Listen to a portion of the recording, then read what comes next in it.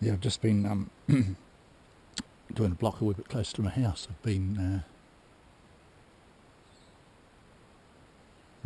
sort of going quite a long way from home, just feeding blocks at the moment. I haven't put any traps out. Me and Mrs. Hunterama did a short line the other day just to check out an area. We were not trying to get too many, and we didn't. So we pulled the traps on there. We weren't getting enough to justify doing it. So doing this block, which is in the bush behind where I used to work years ago, and you'll see it's pretty thick. It's cut over stuff. It was cleared years and years and years ago, and let regenerate back to bush again. And so there's not many big trees, but it was quite thick. Fortunately, there's been quite a few deer and pigs going through, so there's some trails. And I think there's probably more deer and pigs in this area than there is possums, but we'll see. I'm just putting a short line out just to see whether it's worth persevering. Putting about 30 or 40 traps out, and we'll see how that goes. And tomorrow, when I come to check it, I'll bring another 20, 30 traps with me, just in case we're getting a few. Yeah, so that's how I set a trap. It's actually a wee bit close to the tree, and I might pull it out of it. Yeah, just find this trap here. Just caught a bit of tail heading around the corner of the tree.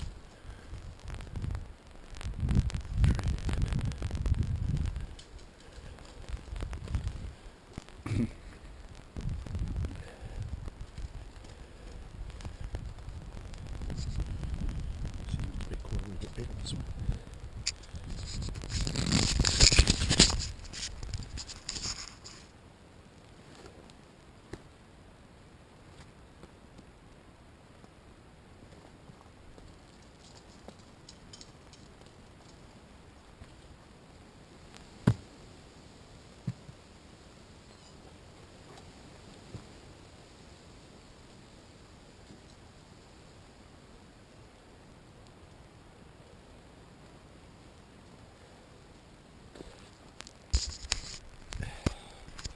I don't know if you picked it up on the camera. This is actually a really small one. It's probably a couple of months old. But what I do is give them a quick bang on the head just to stun them, and then pick them up and just shove the knife down through the collarbone there. And that theoretically sticks them a bit like a pig, and they tend to let the fur go a bit better. So yeah. This is the first of the additional traps I set yesterday, and it's sprung with nothing in it as well. Perhaps I'm doing something wrong with my trap setting or something. Who knows? This is the second time this trap's been sprung. It's one of those ones with the rubber protective jaws, humane traps. Yeah, I just wonder whether something's actually, like a possum's actually sprung it and got out, or whether it's just a rat or something. But yeah, the same trap 2 days in a row. So yeah, another trap that's been set off. See some fur in there. Yeah, it seems to be these humane traps. Yeah, when the possum gets caught in it, it rips all the plastic off with its other foot.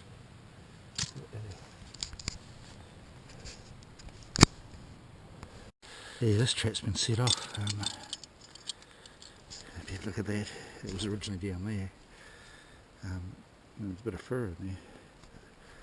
These are the new humane type traps with the plastic jaws, or plastic lining on the jaws. So I had a wee bit of this. Could have been that I caught the possum by the tail or something, but that looks like you just pulled out of that. One of the problems is that I might actually have the chain too long. So I might actually pull that out and shorten the chain this time, I think.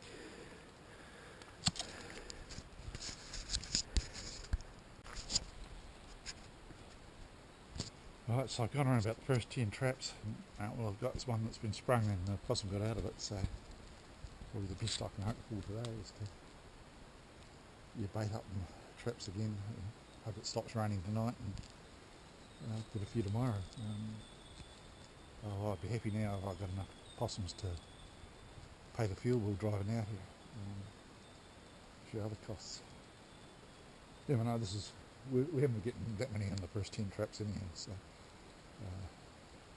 got another line that I'm going to check today that's way over in that direction, and seems to be doing a bit better, so yeah. Although we got a few down here yesterday. Maybe that's just it wasn't caught them all that's in this area. It's not an infinite supply of animals, so yeah, we'll see what happens.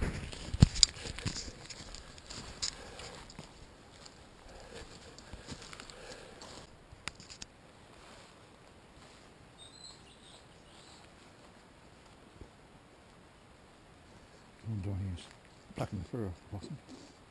A bit hard with wet hands, but amazingly this possum's actually managed to stay dry overnight. Pretty much drizzling the whole night, but good one, I might say. The whole idea is you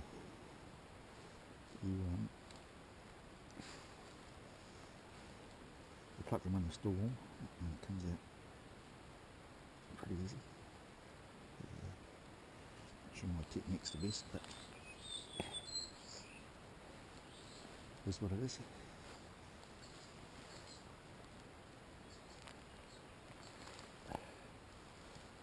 They're cute little critters, but you wouldn't want to get on the wrong side of them when you have a look at that. They've got some pretty sharp climbing spanners, and their teeth aren't too bad either. Mrs. Hunterama come with me yesterday. I'm trying to take a piece of her, and she wanted to let it out of the trap because it was a young one. But yeah, don't very often get clawed with them, but so we got probably just slightly less than average off that one. Best ones are the large females, but not getting too many of those.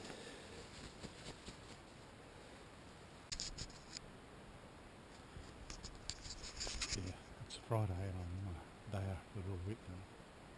Didn't expect to get it today because I took a gamble on leaving the trap set last night, but it rained most of the night. The bush is still a bit dripping, not too bad though. But I'm on the first 2 traps, and there's a little boy over there. He doesn't seem to know we're here. No, that's a good sign or not. I'll come and knock on the head anyhow, I think.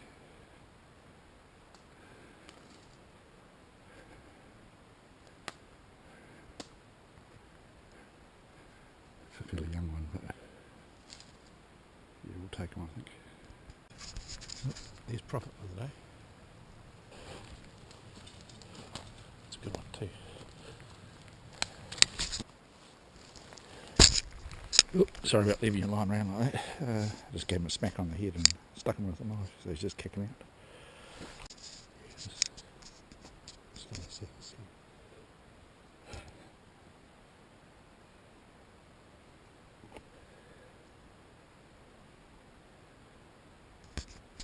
Whenever he gets angry, I'll wake him up. Wake up. How you going, boy?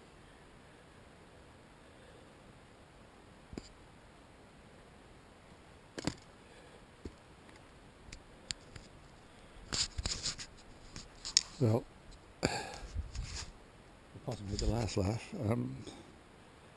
I just picked it up and was going to stick it with a knife and managed to get its leg up and claw me, so yeah, there's a bit of blood floating around. One thing I take with me when I'm possum hunting, or when I'm hunting in general, is hand cleanser, because it seems to be good for putting on this sort of thing, and also for lighting fires. It's pretty good because of the alcohol content.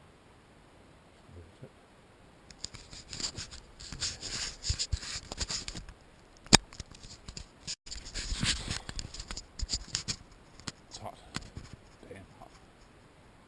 I'm just pulling up my line today. I've got about 70 traps to pick up off fine and well. Not doing too bad so far. I've got everything. Catch right that back. See what they like. What I've been doing is I carry a cloth bag along with me, and just drop all my traps as I pick them, as I pull them out. Just drop them in there, and I drop the staples and the tags and everything in there. And then when I get about 10-15 in there, I transfer them to my backpack. You can see I'm using a frame pack. When you're dealing with, like, as I say, I have about 70 traps in there by the end of the day. So I put about 10 in the bag like that, transfer them into here. So I'm about halfway around at the moment. So it was a good idea to just have a look at and discuss the reasons why I use a frame pack when I'm carrying reasonably heavy loads. By the end of the day, I'll probably have about 30, maybe 35 kilos of weight in the pack with with some gear and all the traps and all the bits and pieces, which is not overly heavy. 35 kilos is you don't want to carry it too far. I've only got about, once I've got it all full and pulled up on my line and got to the end of it, I've got about a 40-minute walk back to the car. So this pack's reasonably old, and I've got about 20 backpacks, and probably about 15 of them are frame packs. So I just take whichever one I want at the time. Today I don't need. I can smell a pig around here somewhere.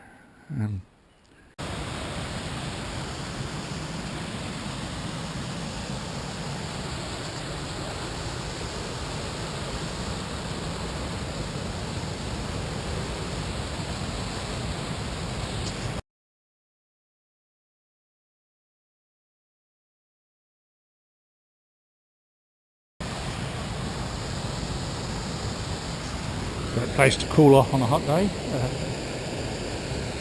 Just a little swimming hole.